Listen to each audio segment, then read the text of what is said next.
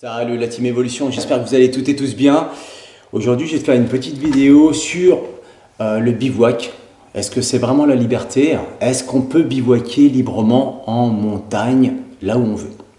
On va en parler un petit peu aujourd'hui. Et puis, je te fais cette vidéo un petit peu en live. Je suis en repérage en Espagne, en Via Ferrata. Voilà, je viens de revenir d'une Via Ferrata qui est vraiment tip top. Et donc, pour les membres de l'association Evolution qui m'écoutent aujourd'hui, sachez que l'année prochaine ou dans 2 ans, il y aura certainement un trip Via Ferrata en Espagne et on va bien s'amuser. Donc, écoute, en introduction, dans cette vidéo, on va parler un petit peu des conditions à remplir pour pouvoir bivouaquer. Où a-t-on le droit de planter sa tente? Ça, c'est une bonne question. Et peut-on bivouaquer librement dans nos massifs montagneux? Voilà, donc ton temps est précieux, le mien aussi, donc on commence tout de suite. Point numéro 1, je vais te citer la source en fait de mes propos parce qu'il y a un article qui a été vraiment bien fait et là je le mets en avant. C'est pas de la pub que je fais, mais franchement quand il y a quelque chose de bien je le dis. Donc c'est un article qui est tiré du Dauphiné libéré du 16 août 2024. Donc ça comprend la région du Grand Genève, du Chablais et de l'Ain. Alors tu vas me dire, ouais, il date du 16 août 2024. Oui, je suis d'accord avec toi, le 16 août, le flux des vacanciers, il va arriver entre le 15 juillet et le 15 août. Après, tout le monde commence à rentrer à la maison. Mais c'est quelque chose qui va te servir pour l'année prochaine. Moi, personnellement, je bivouaque toute l'année. Voilà, donc... Mais, franchement, c'est un article qui est bien fait. Il est en double page.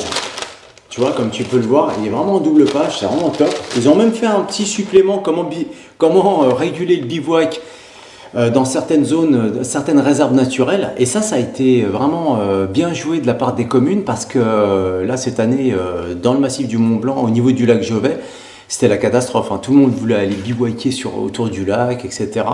Il y a eu je ne sais plus combien de tentes, donc ils ont régulé pour éviter que ça soit vraiment le boxon, grosso modo. Et ça a plutôt bien marché. Voilà, donc je tiens à saluer cette opération, c'est vraiment sympa. Et puis l'article, je tiens à féliciter celui qui a fait l'article, Où peut-on bivouaquer dans nos massifs, qui a été réalisé par Martin Baudry du Dauphiné libéré. Vraiment, excuse-moi, j'ai encore un résidu des Dolomites. J'ai enchaîné avec ce repérage en Espagne, mais j'ai encore quelque chose qui traîne dans la gorge.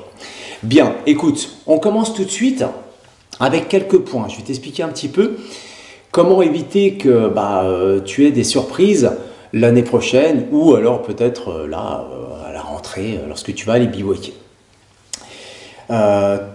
Tout d'abord, je tiens à t'expliquer la différence entre bivouac et camping sauvage. Il faut savoir que bivouac, c'est quelque chose, lorsque tu es en itinérance, tu plantes ta tente au coucher du soleil et tu l'enlèves au lever du soleil. Voilà, ça c'est le bivouac. Le camping sauvage, c'est différent. Le camping sauvage, tu vas mettre ta tente et tu vas laisser ta tente un certain nombre de jours. Ça, c'est du camping sauvage. Donc maintenant, tu connais la différence entre les deux. Troisième point, en montagne, tu es toujours chez quelqu'un. Il faut savoir que la montagne, on dit toujours elle appartient à tout le monde. Non, ça c'est faux. En fait, la montagne, tu vas être ou chez un propriétaire privé ou c'est à l'État. L'État, donc ça peut être la commune ou le département. Donc, que ça soit un propriétaire privé ou que ça soit à l'État, que ça appartienne à l'État, il va falloir que tu demandes l'autorisation pour pouvoir planter ta tente. Sauf s'il y a déjà une réglementation en cours, tu te renseignes sur la réglementation en cours. En règle générale, si tu veux bivouaquer, ça sera au coucher du soleil, tu montes ta tente et au lever du soleil, tu la démontes. Et après, tu t'en vas. Donc, bien se renseigner avant d'y aller. Et puis, il faut savoir que tu n'es pas libre, entre guillemets, en montagne. Donc, tu te renseignes. Quatrième point, c'est le respect mutuel. C'est un principe de base essentiel. Tu vois, si tout le monde se respecte, en règle générale, il n'y a pas besoin de faire de conditions générales, de règlements ou de tout ce que tu veux pour pouvoir aller dans un lieu sauvage. Sauf bien sûr si il y a des dangers objectifs ou des zones à protéger. Et là, je comprends parfaitement qu'il y a un règlement. Mais en règle générale, si tout le monde fait un respect mutuel, si tout le monde se respecte, je respecte la nature, je respecte les autres randonneurs, les autres utilisateurs de la montagne, grosso modo, tu vois, parce que je ne suis pas tout seul. Si je respecte l'État, qui fait aussi ses règlements, bah oui. Si je respecte les propriétaires, tous les acteurs de la montagne, bah, ça se passera bien, quoi. Ça, je t'en ai déjà parlé dans une ancienne vidéo. 5e point, je vais t'expliquer, là, je vais te décrire 7 principes pour limiter ton impact, l'impact du bivouac, tout simplement sur le terrain. Le point numéro 1, principe numéro 1, c'est la préparation. Tu vois, avant de partir en vacances sur une zone où tu vas bivouaquer, tu ne vas pas arrêter de bivouaquer, renseigne-toi sur la réglementation. Renseigne-toi si tu as le droit de mettre ta tente, renseigne-toi à quelle heure tu as le droit de la mettre, à quelle heure il faut que tu la retires. Ça, c'est important. Si tu n'as pas le droit de planter ta tente, bah, il va falloir que tu prévois de faire ton itinérance éventuellement en refuge. Ou des fois, tu peux faire un mix. Voilà. Mais ça, premier principe, c'est la préparation, il faut que tu te renseignes. Deuxième principe, c'est le lieu. Évite de planter ta tente dans les zones dangereuses. Ça, c'est hyper important. Je t'avais déjà fait une vidéo aussi sur le sujet, donc au pied des parois, au niveau des chemins, au niveau des routes, au niveau des zones d'habitation. Ça peut être dangereux. Rappelle-toi bien que c'est l'humain qui va t'embêter et ça risque d'être un peu délicat, tu vois. Donc, ça, c'est le deuxième principe, c'est le lieu. Troisième principe, c'est un principe, on va parler de pollution. Donc, lorsque tu veux planter ta tente, il va falloir que tu t'écartes de toutes les zones captées. Ce qu'on appelle une zone captée, c'est le captage d'eau, tu vois, pour qu'on puisse la boire. Nous, en montagne, on a des zones captées. Hein, on ne pompe pas l'eau de la Seine et on la filtre pour la boire dans l'eau du robinet. Nous, c'est des zones captées en montagne. Voilà. L'eau est vérifiée et puis ensuite, elle coule à la sortie de nos robinets. Donc, si tout le monde se met à faire du bivouac autour des zones captées, je peux te dire que le taux de nitrate, il va augmenter comme ça. Donc, ça ne va pas être sain. On va nous rajouter du chlore dans la flotte et ça ne va pas être super. Je pense que tu t'en es déjà aperçu lorsque tu vas en zone de montagne et que tu bois l'eau du robinet, il n'y a pas de chlore dedans, ou très très peu, mais vraiment très peu, infime, tu le sens même pas, tu vois. Donc pour qu'on puisse conserver de l'eau encore saine, bah, il ne faut pas bivouaquer autour de ces zones captées.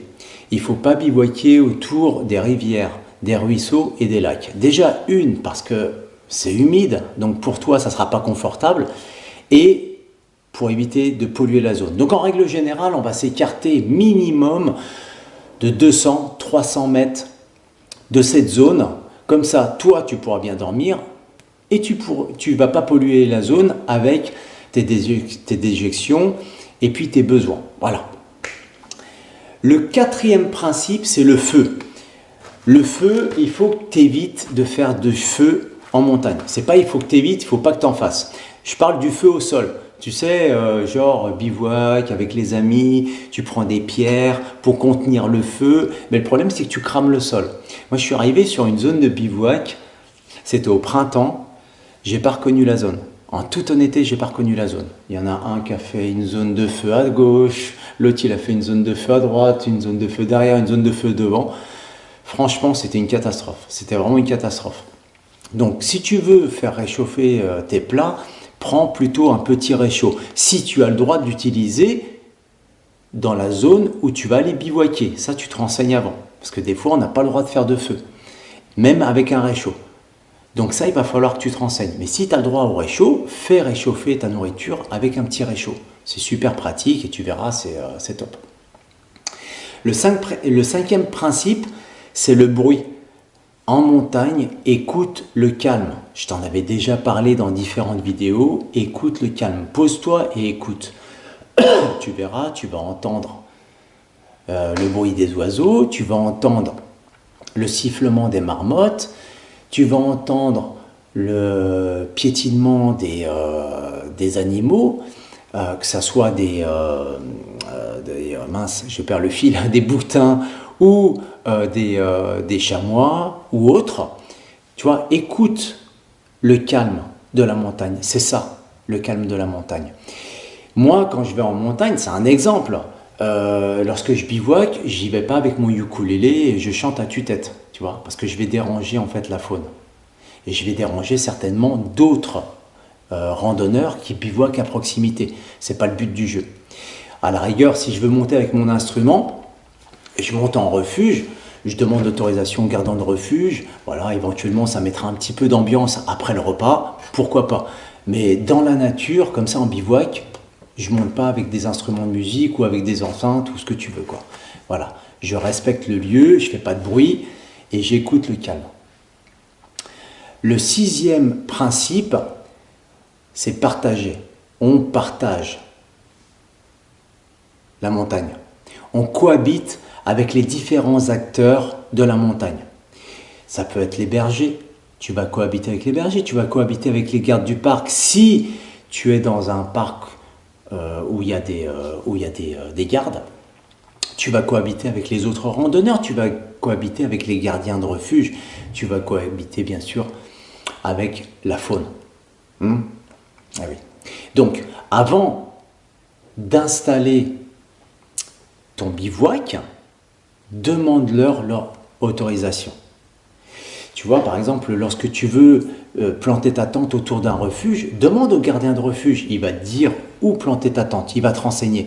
Si jamais tu vois un berger, que tu es un petit peu tard, tu vois, puis tu peux pas trop continuer, la nuit commence à tomber, demande au berger où tu peux planter ta tente. Tu vois, il va te dire, ouais, plante-la plutôt ici, comme ça évitera de déranger le troupeau, etc., etc. Tu vois, pose-leur des questions. Moi, personnellement, lorsque j'arrive sur une zone de bivouac où je vais souvent, par exemple, et que je vois que la zone est occupée, je plante pas ma tente à côté, tu vois. Déjà que c'est assez restreint, je laisse la zone de bivouac, j'ai un plan B, et je vais planter ma tente sur le plan B, en espérant qu'elle soit pas occupée. Éventuellement, je vais aller plus loin, j'ai un plan C. Voilà.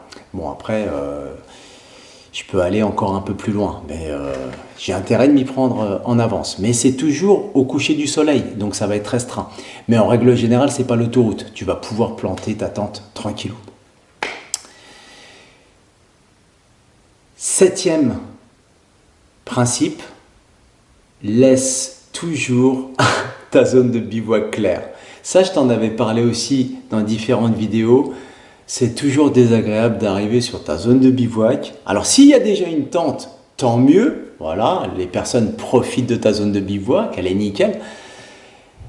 Mais s'il n'y a personne et que tu vois que la zone de bivouac, elle est complètement déchiquetée, enfin, je veux dire, il y a des papiers, des machins et des déchets. Franchement, ça donne pas envie, quoi. Tu vois ce que je veux dire ? Donc la première chose que tu vas faire, c'est la nettoyer, puis après tu vas pouvoir bivouaquer. Donc laisse toujours la zone de bivouac claire. Aucune trace, comme si tu n'étais jamais passé par là. Tu vois ? Et comme ça, bah oui, ça rejoint le point numéro 4, c'est le respect mutuel. C'est un principe de base, quoi. Voilà. Écoute, je vais arrêter aujourd'hui cette vidéo. En conclusion, je te dirais que c'est à nous d'agir. Tu vois, si nous, on a la bonne conduite, tout se passerait bien. Si nous, on a le respect des autres, le respect de la nature, ça se passera bien. Voilà, comme ça, on va pouvoir continuer à aller en montagne librement. Je mets librement entre guillemets parce que tu as compris que la montagne, elle appartient ou à des propriétaires privés ou à l'État. Mais pour que on évite de nous fermer ces zones, et il y a pas mal de zones qui ferment actuellement, parce qu'il y a un ras-le-bol, et qu'on installe un espèce de permis pour pouvoir aller en montagne, bah, c'est à nous de faire un effort et c'est à nous d'agir. Pardon, excuse-moi. Donc voilà, je finirai là-dessus. Eh ben écoute, moi je te laisse et je te donne rendez-vous dans une prochaine vidéo. Cette vidéo peut-être te servira pour l'année prochaine, c'est pas grave. Regarde-la tranquille parce qu'il y a beaucoup de vidéos qui vont te servir pour l'année prochaine. Évite de la regarder trop tard, c'est bien de la regarder en cours de saison hivernale, comme ça tu peux déjà commencer à te préparer. C'est dommage de préparer tes vacances la veille pour le lendemain. Eh bien écoute, je te dis à la prochaine et porte-toi bien. Arvipa.